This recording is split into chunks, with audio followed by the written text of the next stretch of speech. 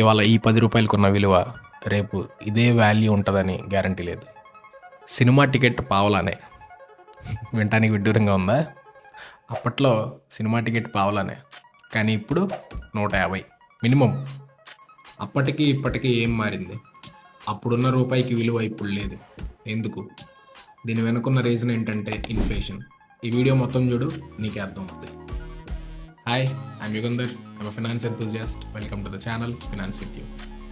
Inflation అంటే మనకు కావాల్సిన వస్తువులు అండ్ సర్వీసెస్ రేట్లు పెరగడం, దీంతో పాటు డబ్బు విలువ తగ్గిపోవడం. This is called inflation. ఒక చిన్న ఎగ్జాంపుల్కి కాన్సెప్ట్ని అర్థమయ్యేలా చెప్తా.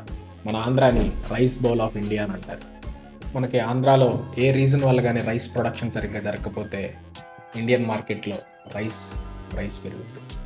సపోజ్ 1500 ఉండే రైస్ బ్యాగ్ 3000 అయితే మనం తినే బిర్యానీ కాస్ట్ ఆల్మోస్ట్ డబుల్ అవుతుంది. 200 నుంచి 500 అవుతుంది. This is called inflation. Rice లాగా చాలా ప్రొడక్ట్స్ ఉంటాయి, వాటి రేట్ పెరగటం వల్ల మనకి ఇక్కడ కాస్ట్ ఆఫ్ లివింగ్ పెరిగింది అంటారు. దాన్నే షార్ట్గా ఇన్ఫ్లేషన్ అని అంటాం. ఇలాంటి మనీ రిలేటెడ్ ఇన్ఫర్మేషన్ కోసం do follow finance with you. Signing off.